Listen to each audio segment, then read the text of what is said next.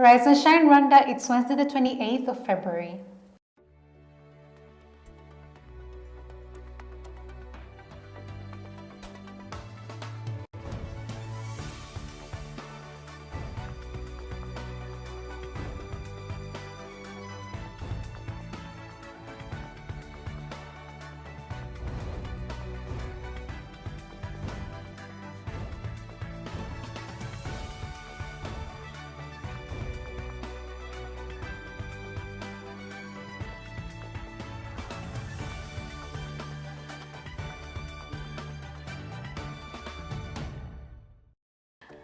Coming up on today's Rise and Shine Rwanda. Umwiherero, 82% of the last year's resolutions implemented, says Prime Minister Ngirente. A look at the Miss Rwanda showdown that happened this past weekend. Good morning, you're watching Rise and Shine Rwanda with me, Irene Kanengwa. And me, Fidelis Karango. For the next half an hour, I'll take you through what's trending in the news, business headlines, as well as lifestyle stories. But first, let's take a look into our news features.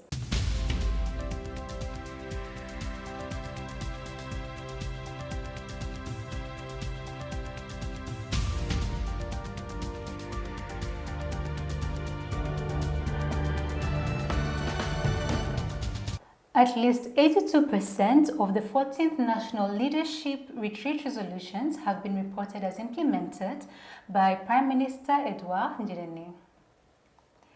Up to 26 resolutions that were drawn at the closure of the last year's National Leadership Retreats that include fast-tracking implementation of programs under Vision 2020, improving coordination, collaboration and communication between all institutes of central and local governments, streamlining drafting and management of contracts between the government and private operators, holding accountable those responsible of causing loss to the government, and finalizing recovery of embezzled funds from those who were found guilty, among others. In his presentation at the opening of the 15th Annual Leadership Retreat at the Rwanda Defense Combat Training Center in Gabiro in Gatsibo district, the Prime Minister said that 82% of the resolutions were implemented at a convincing rate ranging between 75 to 100%.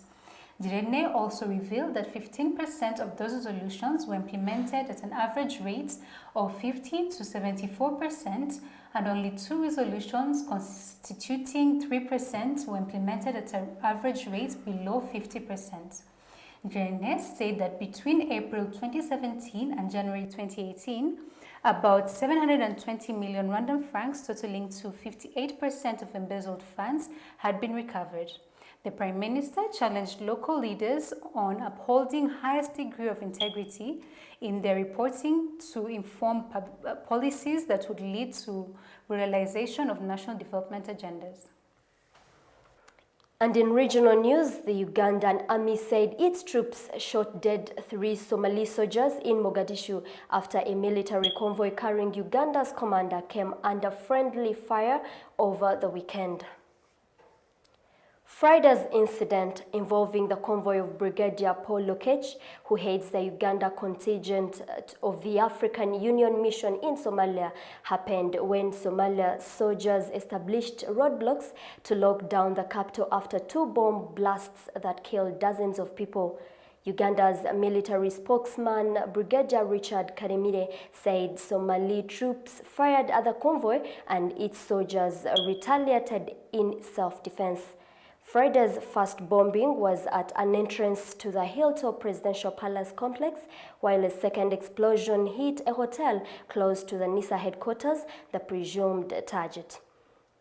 The bombings were claimed by the Al-Qaeda-linked Shabab militants who were fighting to overthrow the internationally backed government in Mogadishu, which is defended by 22,000 AMISOM troops, including 6,000 Ugandans.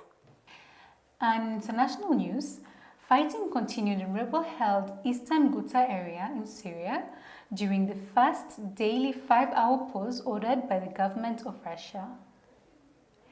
Activists said they were government air and artillery strikes, while Russia said rebels shelled the humanitarian corridor meant to let civilians leave. As a result, there were no UN aid deliveries or medical evacuations, leaving over 393 people trapped in the enclaves near Damascus, which had been besieged by the government since 2013. Medics say more than 500 people have been killed since the government intensified its bombardment 9 days ago in an attempt to retake the enclave. The accusations of firing mortars have so far been denied by the rebels, while Russian military say it has not carried out any airstrikes. Bring it back to the local news. Prime Minister Ngirente says that at least 82% of resolutions of the 14th National Leadership Retreat were implemented at a convincing rate ranging between 75 to 100%. Up to 26 resolutions were drawn at the closure of last year's National Leadership Retreat. Let's take a look at what comes with the 15th National Leadership Retreat. Participants, good morning and welcome to the 15th National Leadership Retreat. My name is Louise Kanyonga and it is my distinct honor to be your Master of Ceremony this morning. Your Excellency, this 15th session of Umwiherero is indeed a very significant milestone in Rwanda's journey of transformation. Over the last 15 years, the National Leadership Retreat has evolved to become one of our flagship institutions that drive accountability and delivery among the leaders of our country. Through Umwiherero, we have been able to expedite the resolution of key development challenges and gain strategic clarity on our priorities as a nation. It is no easy task to maintain for 15 years a strong and consistent drive to renounce mediocrity and constantly challenge ourselves to improve and be better. And this is indeed testament to your strong and engaged leadership, Your Excellency, which we as Rwandans and as leaders here today truly appreciate. Distinguished participants, we are at an inflection point as Rwanda. We've defined our economic aspiration to become an upper middle income economy by the year 2035 and a developed economy by 2050. These are extremely ambitious aspirations and we will simply not be able to achieve them if we continue at our usual pace. And so let's use these 4 days to reason together and to collectively articulate what it will take to get us there. Your Excellency, over the next 4 days, we shall have discussions on several key themes that are imperative for Rwanda's transformation. And we urge you all distinguished participants to have candid and constructive discussions in which we honestly examine our performance and critically discuss what we must do differently and attain much more accelerated growth. With that, Your Excellency, it is now my distinct honor to welcome you to give your remarks and officially open this 15th National Leadership Retreat. Thank you.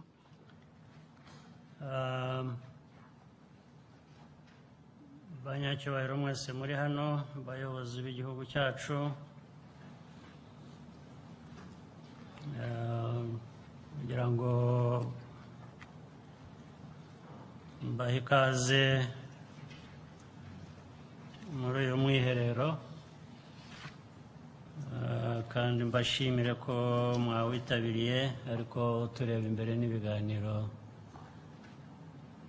biri butangwe, abari bubitange. Hari na byinshi turi buze guheraho. And then this retreat helps us every time, whether it helps us to understand whether the vision set is clear to all of us and to everyone.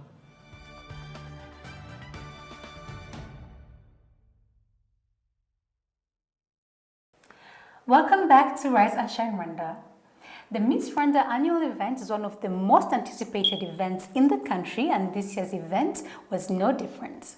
With over 20 contestants battling it out just this past weekend at the Kigali Convention Center, Tears of joy are what marks the crowning moment as Iradukunda Liliane was selected reigning Miss Rwanda 2018, and we have the insights from the event. Take a look. Tambuka gikobwa haranira iryo kamba wihesha agaciro mwana wanjye indangagaciro z'umuco nyarwanda zizakubera iteme rigutembesha hirya iyo mu mahanga.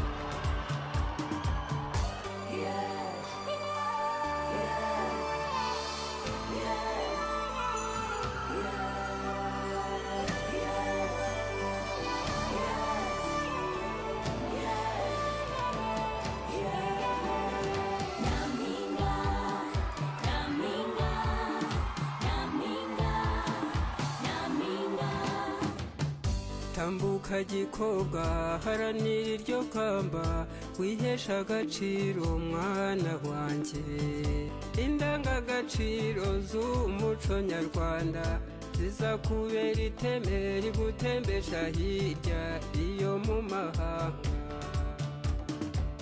Nugerayo shenge uzaratire bose ibyiza by'u Rwanda dore warahavutse mwana wanjye kandi ntaheza nk'iwanyu.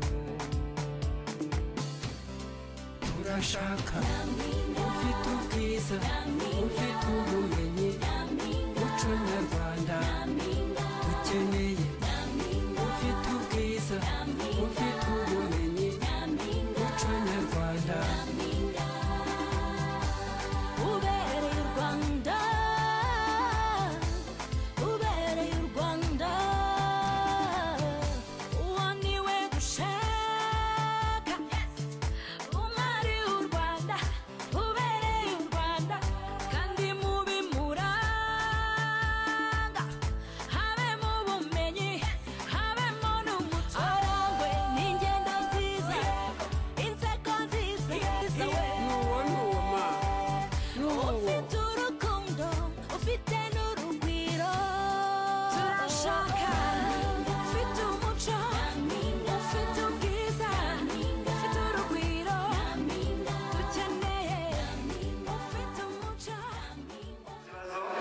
Ikibazo kirabaza kiti ese ubona ubukerarugendo buhagaze ku kihe kigero mu Rwanda?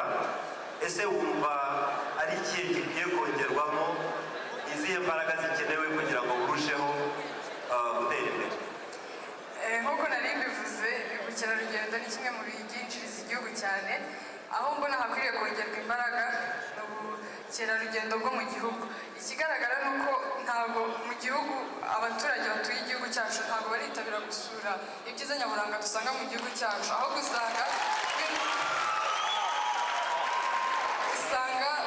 bisurwa n'abanyamahanga cyane kurusha uko tubisura, kandi ari twe twakabanje kubisura tukamenya ibyiza byacu dufite mu gihugu cyacu, tukamenya ibyiza nyaburanga dufite. Numva hashyirwamo imbaraga cyane, ni twebwe nk'abanyarwanda kwiga gusura ibyiza byacu, ibyiza nyaburanga bituruka mu gihugu, biba mu gihugu cyacu. Murakoze. Murakoze cyane. Wa mbere muri aba 10 ugiye kuba umwe muri batanu ba nyuma.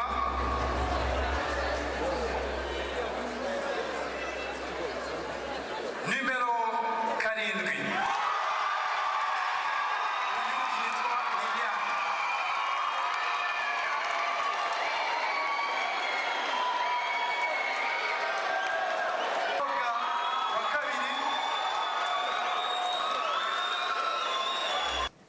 Now, Irene, are you one of those people who follows the event up like day by day to know what the contestants are up to? Okay, not day by day, but at least I try. You keep updated, right? Yes. Yeah, at least 80%. Which is the normal, what everybody else does, right?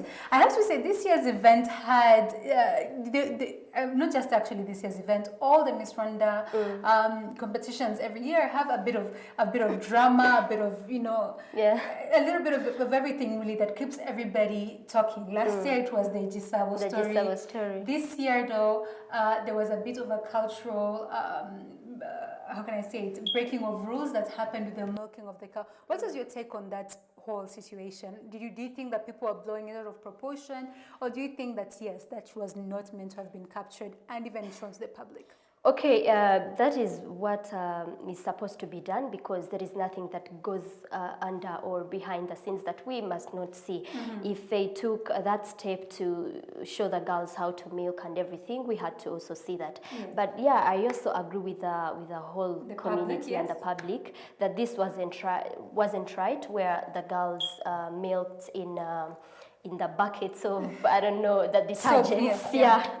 So that wasn't right. I think the organizers need to, come to organize on what to put out and what not to put out, and again to guide what is really right. Because if the girls really did that, I mean, one would really outside Rwanda, or Yes. anyone in Rwanda who doesn't know how that goes would think, okay, it is normal, but honestly, no, that wasn't right. Especially since they attach such a high cultural element to the whole event. I think for me, that's why people were being really aggressive in the way that they addressed this issue.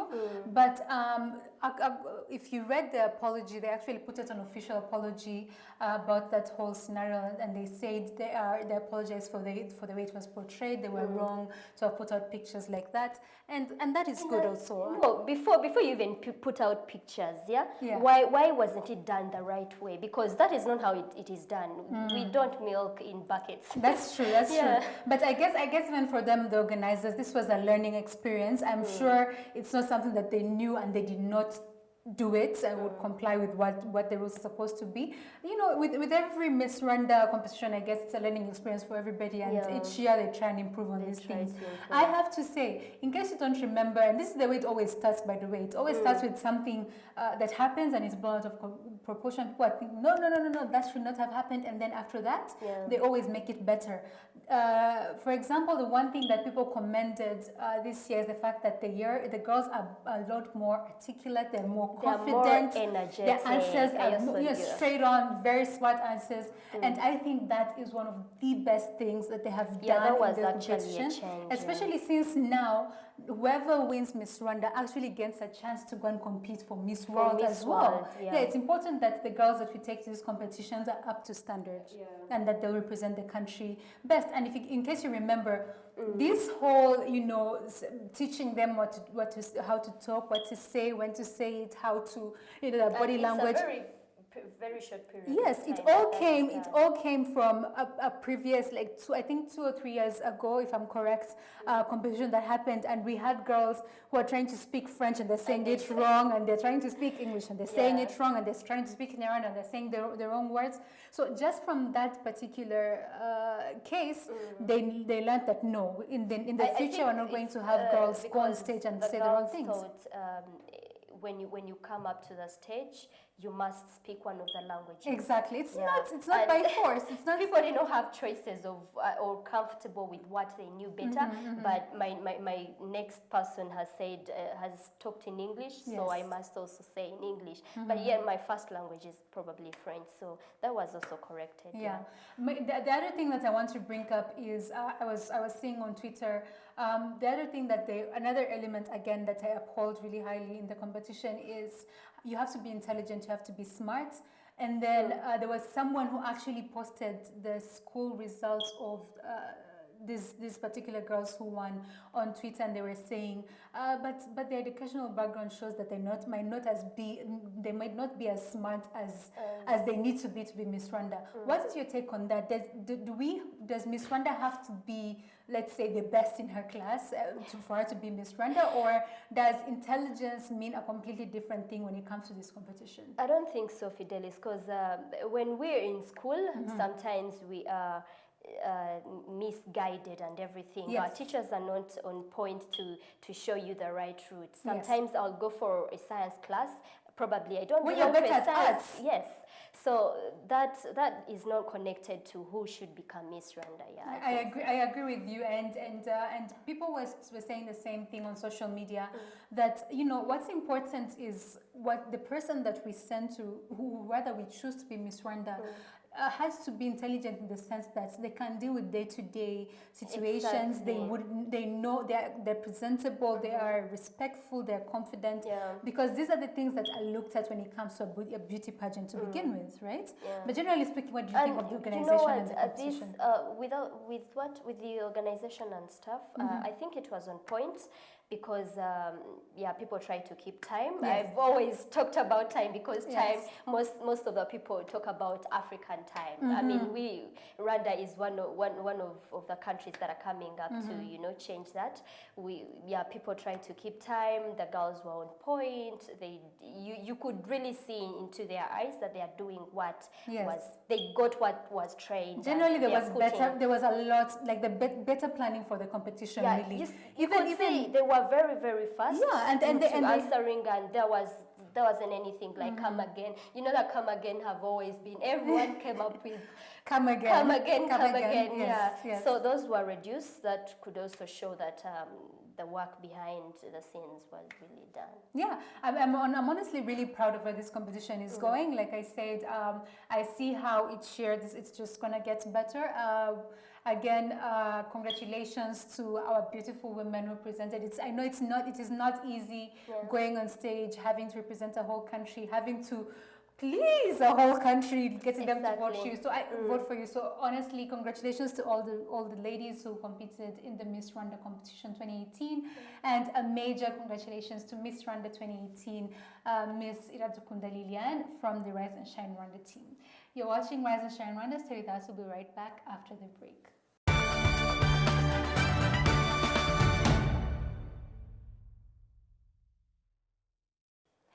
Now, don't forget, we'll love to hear your thoughts, comments, and feedback on what we're talking about here on Rise and Shine Rwanda. Tweet us at Rise and Shine RW. Like us on Facebook and send us your ideas for programs. Check out our Rise and Shine Rwanda YouTube page where you can catch all the shows and reposts that we do. Find us on Instagram, Rise and Shine RW. We love to see your pictures. Or check out our Rise and Shine Rwanda website. Well, that's all that we have time for today. We love to hear your feedback, and do let us know if you have any idea for the program. You've been watching Rise and Shine Rwanda with me, Irene Kanengwa. And me, Fidelis Karangwa. And let's just take this moment once again to thank you from me, Irene, and the Rise and Shine Rwanda team for watching season 4 of Rise and Shine Rwanda. We're going to take a short break, but we hope to come back soon, bigger and better. Yes. Once again, thank you so much for all the love, all the support, to all our guests who came to the show. We're sad that we are going for a while though, but and we'll all our viewers, of course. And again, like we said, we promise to come back bigger and better, hopefully very soon. But for now, from me, Irene, and the rest of the Rise and Shine Rwanda team, have a very good day. Goodbye.